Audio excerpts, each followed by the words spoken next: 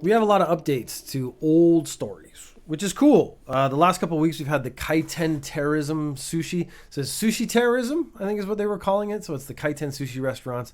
We had some kids act like dicks. They lost Sushiro, one of the biggest Kaiten sushi chains in Japan, a ton of money because their market share went down. Not their market share, their stock went down like 5%. Cost them 12 billion yen in value. So they're having the reaction. They're trying to we got to step it up. My family actually went to Sushiro last week. My father-in-law gave my wife money, and just so that we could go out for dinner.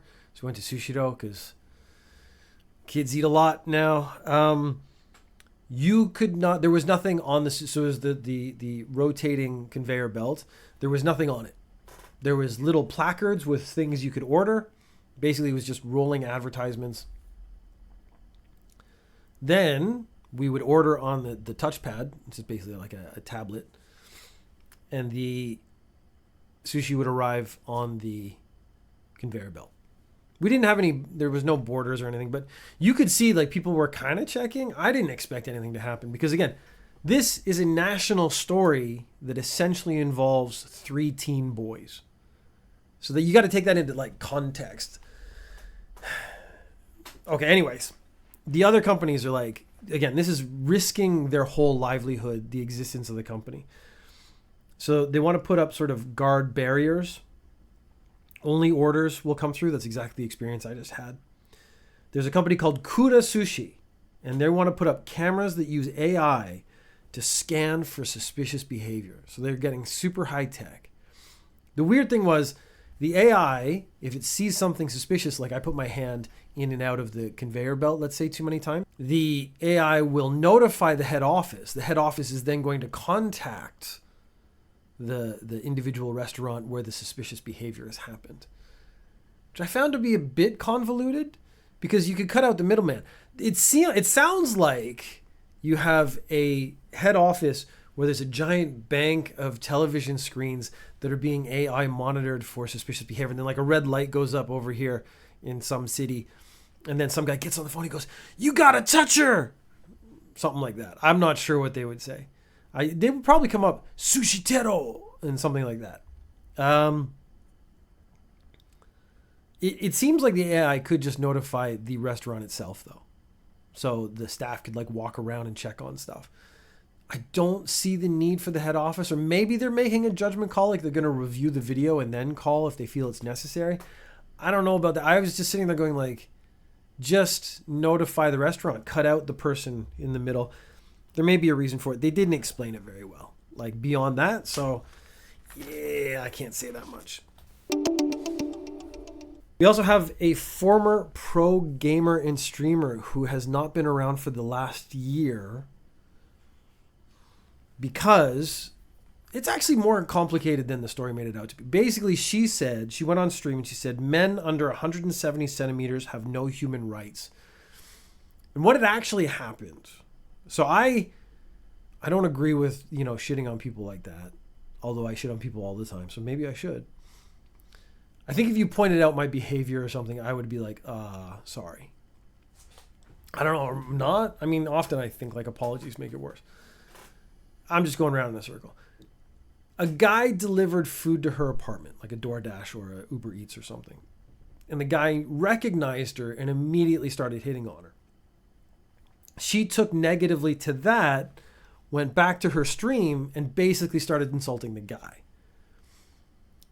I bet, as a pro gamer streamer girl, she gets hit on by guys all the time and she doesn't like it.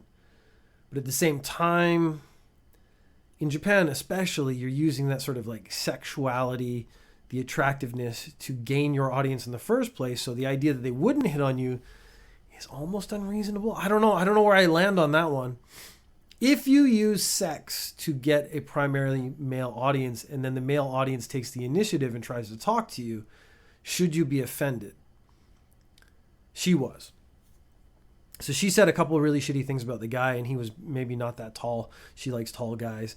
So she started insulting him, and then her gamer base got really upset.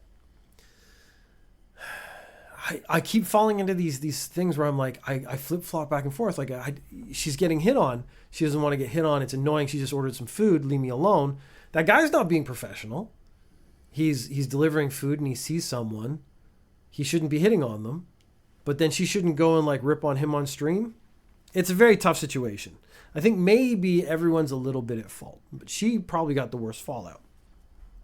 She disappeared for a year. She was fired from her pro team, and she hasn't streamed in the last year.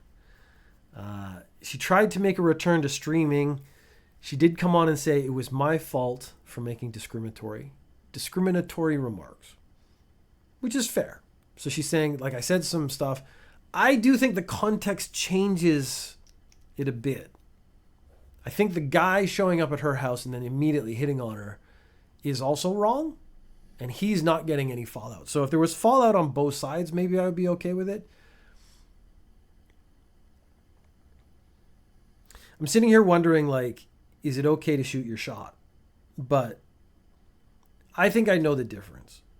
If I was the Uber Eats guy and I showed up your door and you showed interest in me, you still shouldn't shoot your shot. No, as soon as I get to that point, it's like, I kind of want to start this whole story again. He should not have hit on her. That's basically all it is. I was trying to think back to when I was a young man and I would hit on girls. And if I ever like crossed the line, I'm sure I did. I'm sure every young man, because you don't understand boundaries yet.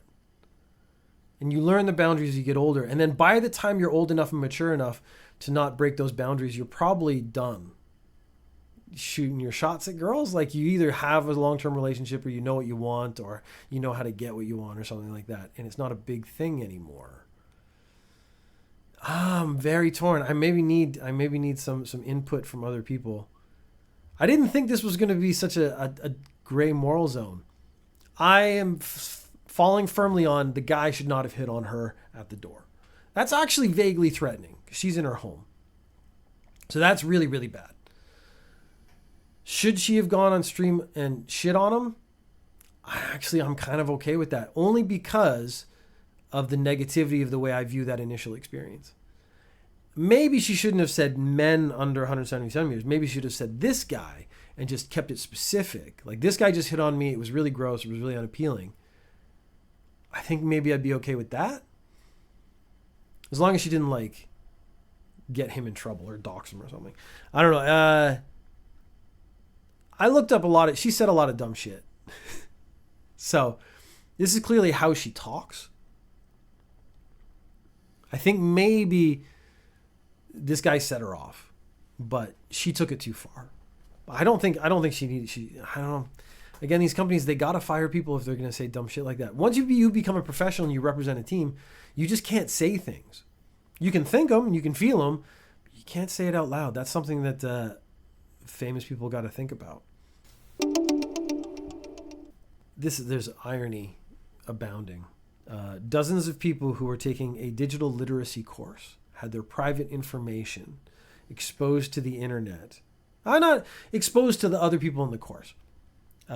Via lax security, which I assume would have been lesson 1, is make sure you have sort of network security.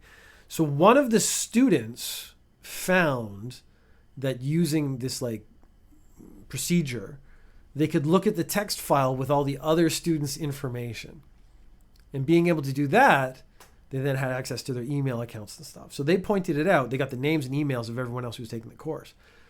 They pointed out, that student passes the course. Digital literacy, they've got it. They're doing it. They've got it right. They win. The company, on the other hand, unless this was the test, this could have been one of those sort of meta tests, like we're going to expose your information, the students who find out what we did and try to stop it, they're the ones who pass. I get the odd feeling that's not what they were doing, and this is just one of those really crap digital literacy courses that doesn't mean anything. We have 2 island-oriented stories, which I found it's always a weird convergence. Because if you said, hey, find 2 news stories that are relevant and current about islands on any week, I probably couldn't do it. But here, then 2 of them flop into my lap. There's a company we talked about, I think last week or the week before, and they were taking investments for a non-existent company that promised a 4% return every month on your investment. 8 people were arrested for this fraud. And the problem is, what they wanted to do was take the money and buy a private island and create a resort on the island.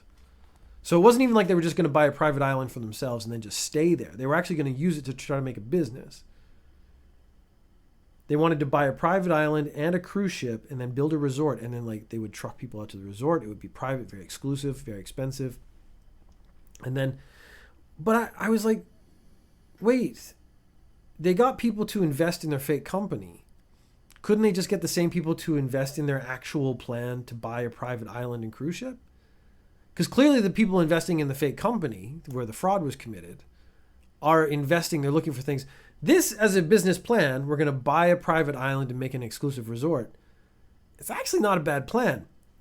The interesting thing to me, finding an uninhabited island, so this would be down around Okinawa, there's a bunch of little islands. You can buy an island for 80 million yen. That's $610,000. My image of buying a private island was in the millions, just inherently. Like, you had to have millions and millions and millions of dollars. I think that's how Nicolas Cage ended up getting into trouble with the tax and stuff, is he bought islands and things. He was just spending too much money. That's why he makes like 20 movies a year now to try to pay off the taxes and stuff. I don't know if he still has a private island. $610,000 seems achievable. Like, if I didn't have kids, I would have not that much money, but I'd have a lot of money. And if I invested that money properly, it looks like I, as an individual, might be able to buy a private island. I would still have to build a house on it and stuff, but I'd have my own island. Can you imagine this podcast if I was literally in the middle of a deserted island, like doing it outside? So I'd have to get like satellite internet or something. It'd be awesome. So like I sit in my little room, actually, I would build a house that's about the size of this room plus a kitchen and like a shower area. That would be the size of the scope of my mansion would be like 3 tiny rooms. I've realized I don't need much more than that. My mind is such an expanse that physical limitations mean nothing anymore. I've gone off on private island man thinking, which is the island is irrelevant. I am an island in myself. Anyways, the 8 people were arrested for the fraud. They didn't get their private island. I still think that the issue was, don't try to cheat people to get them to invest in a company that doesn't exist so that you can take that money and transfer it to another business scheme. Introduce them to the original business scheme. Maybe that's it. Maybe people are like, why would I invest in a private island cruise ship combo when I could just invest in this company that's promising 4% return every month? That 4% return every month is a lot. Because you think that rolls over every month, it's cumulative interest, that kind of thing. So that's, maybe they were over-promising. It's sort of a Ponzi scheme then, because they're going to take your money and invest it elsewhere. And then maybe if they make enough money, they'll pay you back. Probably not. Anyways, I found out the price of a private island. I was shocked at how cheap they were. I know I don't have enough money to buy a private island, but I was shocked at how cheap a private island was. Second island-oriented story. So there was a woman went on social media, a Chinese lady, and she was on an island. And she said, hey, everyone look at this island that I now own. Now, there's a couple of issues there.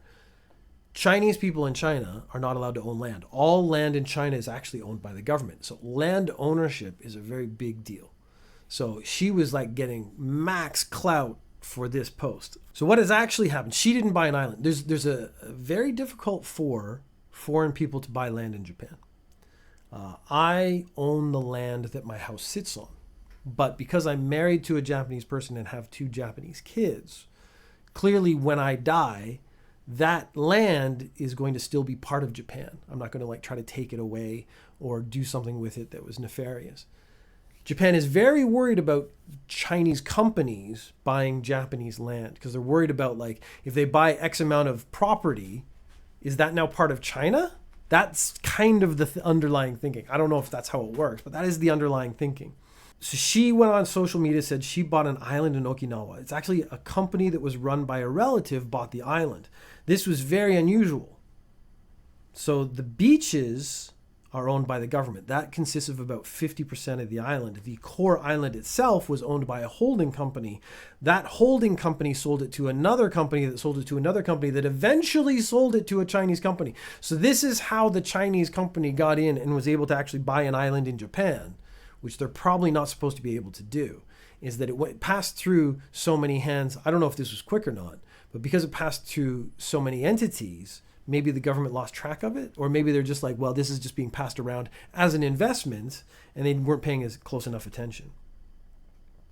So this woman is technically correct. The core of the island is her. The government maintains ownership over the beaches, which is going to be the most attractive part of the island.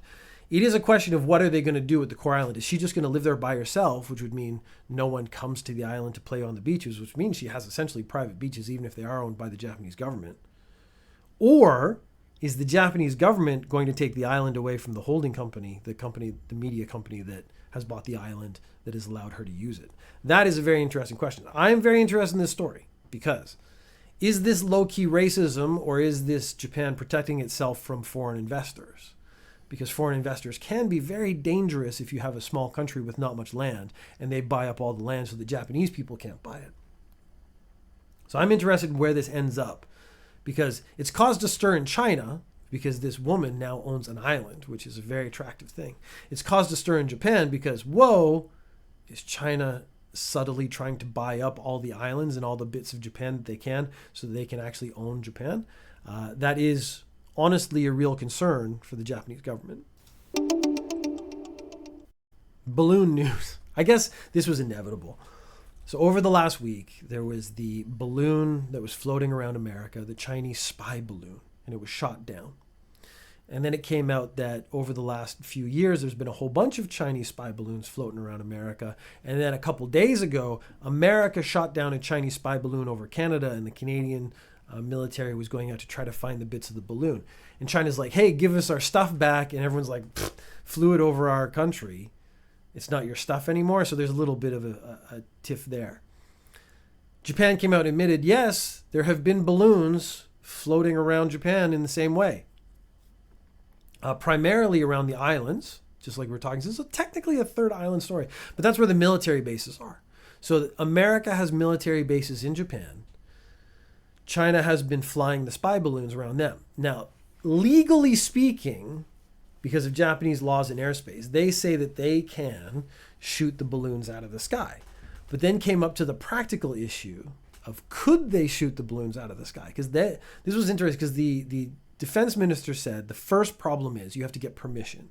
So the self-defense force in Japan, it's going to be really long and difficult for them to get to the point where you can use weapons, because the whole point of the self-defense force, the constitution that was written after World War II, is that Japan cannot have a military. So the whole point is that they're not supposed to really do aggressive stuff. Shooting stuff out of the sky is seen as really aggressive. This is also part of the controversy over the last few weeks, where the Japanese government's like, self-defense, let's expand the meaning, which means we can shoot stuff in other countries, as long as we don't leave Japan. That's a really, really interpretive view of what self-defense means. But what the practicality is, because the self-defense force does not enact a lot of these things, the self-defense force may not have the skills to actually shoot a balloon out of the sky, which I didn't think about, because I saw the video of the American airplane shooting it out, because you just see the balloon pop. You don't even see like bullets or anything, because of course this is like hypersonic stuff. They're saying that maybe Japanese pilots, maybe Japanese weaponry doesn't have the same skill level, so they might actually not be able to do it. Whether or not they want to or not becomes a secondary issue. So I was thinking they should get the AI cameras from the sushi restaurants and aim them up at the sky, and if they see something, they can actually notify the head office of the sushi restaurant. And then the sushi restaurant, a cough ruined my joke. A little sad now. I didn't, since this is not scripted, I didn't actually know where that joke was going to end up, but I'm sure it was going to be better if I didn't cough, so I'm just going to abandon that joke now. Just like Japan's abandoned shooting down Chinese spy balloons. A gibbon is a kind of monkey. I'm not going to get too deep into the details of what a gibbon is. But anyways, there was a gibbon in an isolated enclosure. And in February last year, 2021, Momo, a 12-year-old gibbon, got pregnant. She was in the enclosure alone. How does that happen? Is this like one of those like Jurassic Park things where, life finds a way? They were like, we have to figure out what happens because we want to make sure. I mean, it's great that the gibbon got pregnant, to be honest, because this is it's being kept in an enclosure because of, endangerment. I just totally forgot that word for a second. Turns out that at the time of pregnancy, there was a male gibbon, Ito, who was in the next enclosure. Now, it turns out there was a 9mm hole between the two enclosures. They did a DNA test of the baby, so they know that the baby is actually Ito's child. So Momo and Ito got up towards this 9mm hole between the two enclosures and managed to do it. Now, not particularly complimentary, since we're going to do some penis shaming, to Ito there on his member, but Momo was up for it. Let's just be factual. Momo was up for it, backed up to the glory hole. They both got the job done. There's no way that didn't happen without cooperation. So this was a case of completely consensual sexual intercourse, resulting in a child that is going to be loved, because the zoo is very happy that this baby's out there. It is problematic because you have an absent father. And I think the reason of that is that Momo was 12 years old, Ito was 34 years old. So that age gap is significant. So maybe we have a lot of different issues going on here at the same time. There's the age gap, the absentee father, the fact that this was conceived through a glory hole, essentially. What kind of environment is this baby being raised in is really the question. But still, people seem happy. And if you want to rip on a gibbon, the instinct is to make a joke about a 9mm hole and getting your penis through there. But at the same time, man, he probably had sex more than I did that year. There was a guy in Japan. I didn't write down his name. He designed a Ferrari. So he was one of the primary designers of this style of Ferrari. He owns the Ferrari that he designed. Now, guess what he was arrested for? It was not obstruction of business. It was speeding. He was arrested for speeding. He was given an I think he was given 8 months or 4 months in jail time, but a suspended sentence. So basically, if he doesn't get in trouble again, he'll be fine. He was doing 128 kilometers an hour, going 88 kilometers over the speed limit. The speed limit's probably only 80. So he was like easily doubling what the speed limit should have been. Now he goes to court, and I was like, this guy, clearly he designs fast cars. He loves fast cars. He's out in the open. He's driving around in the car he designed. He wants to open it up, lay it flat, see what happens. I totally understand what really happened here, as does the judge. But you don't want to go into court and go like, dude, I designed this car to go as fast as humanly possible. I wanted to see how fast it would go. You got to, give him a story. So the story he gives through his lawyer is he wanted to expose the engine to fast-moving air to cool it down, which is a very technical engine-oriented thing to say and sounds almost plausible until you take into account, or you could just slow down and the car would cool off.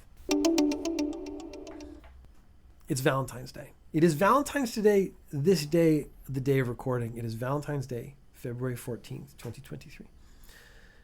They have a practice in Japan called giri choko. So basically you work in an office and every woman in the office is obliged to give a tiny chocolate to every man in the office, just to like save face. It's just like a show. So whether you like them or not, you kind of have to do it. And then next month there's White Day. The men are supposed to reciprocate, but again, because it's obligatory chocolate, they probably don't. I always thought this was stupid. Like if you like someone, not like in a sexual way or a lover kind of way, you just like someone as a person, I thought that would be cool. Give them some chocolate and then next month they give you some cookies. It's just a friendship thing. I was cool with that. But the pandemic has had a lot of people work from home. They sort of like, they don't have as much contact as they did. So it's changed some of the mores and values, and it's actually exposed some of the cracks in the Japanese traditional systems. Obligatory chocolate has fallen to the wayside over the last few years. And 83% of women do not want to give giri giri choco this Valentine's Day, which I 100% am on board with. Like, I don't want chocolate that people don't actually want to give to me. Which is, again, also a weird thing of saying. When people in Japan go on holiday, they buy like boxes of chocolates or cookies or some kind of souvenir from the place they went to, and they give one to everyone in the office. And I often don't want them. Like, if someone goes to America and comes back with like a peanut butter cup, 100% I will be eating that. But a lot of the stuff I'm just like, I don't want your dry fish cake from somewhere in Japan. You can just keep that yourself. But yeah, the tradition of obligatory chocolate seems to be going to the wayside. Maybe they're not going to be doing as much anymore. 8.2% of women will give the giri choco this year. So that's guaranteed. That's only 8% out of all the people they surveyed. 74.5% in the low 20s age group said they don't want to. As they got a little older, so in their late to 20s, early 30s and up, it went to 80 to 90% said no. 70-year-olds, so basically the older women get, the less they want to give giri giri choco, which I totally understand. 61.4% of men are not happy to get it anyways. So you have more than half of the men are like me and don't want your giri giri choco. You have a mass majority of women don't want to give it. This seems ripe for, let's just get rid of this practice. This seems really silly that we're still doing it at all. It's almost like it wouldn't be an Ninja News Japan without like a creepy story, but this one had a lot of elements. So I have honestly not stopped, but a less creepy guy stories because most of them are not giving me anything interesting to talk about. We've actually hit, you have to do something really weird now for me to actually notice. Once we got to the 50-year-old men section, for it was like 6 months or something, it was 50-year-old men doing something creepy. We had the guy get down on his hands and knees and lick a girl's shoe, just like apropos of nothing. That's now my new barrier. If you can't be weirder than that, you don't get on the show anymore. So some 50-year-old man out there is really like, well, what can I do to get really weird to get on Ninja News Japan? A polyamorous 74-year-old man, he has 8 ex-wives in total who all live together, so I assume in the same house, didn't kidnap a girl. They attempted to brainwash a girl. It was a bit vague on the age. So that makes me feel like she's probably under 18. This was in order to commit sexual assault at a later date. So they convinced this girl that they were psychics. And they said, come to our house to consult a fortune teller.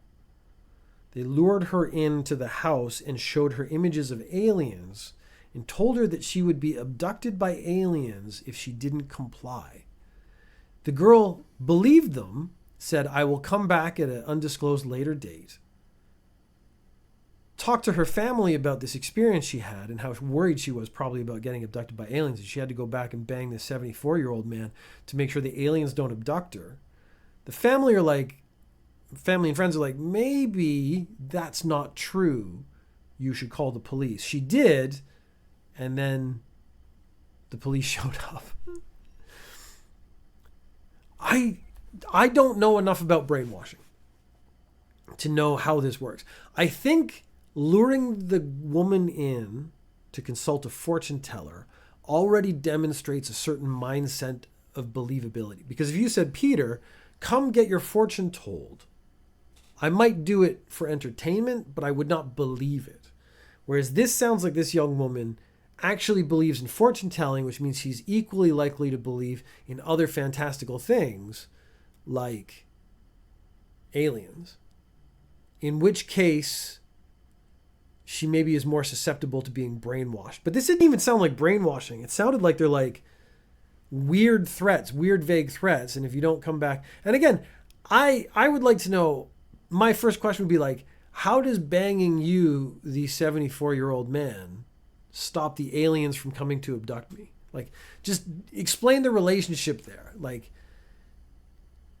is something you do to me make the aliens averse to abducting me in the first place? Do you imbue me with a chemical or some kind of superpower shield that stops the aliens from abducting me? It seems like banging a 74-year-old man isn't going to stop aliens from abducting me at all. It seems like these two things might not be related. I'm glad that she didn't get abused. I mean, they were already pushing it. Just getting her in the house was already really risky and stuff.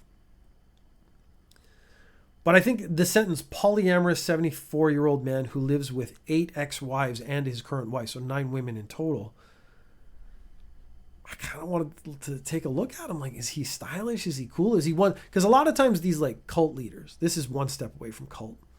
These cult leader dudes, they're all shaggy and weird looking, but they must be convincing. They must be charming somehow. Oh, have you seen the picture? I guess at 74, you're just not pulling like you used to. I guess if you hit the point where you have to brainwash people. Mr. Warmhands has just put in the chat, he's fat, bald, and ugly. Well, I mean, you just described me, so, you know. It is the charisma element. I'm always interested in that part of these stories. Because what is it about them that makes them attractive?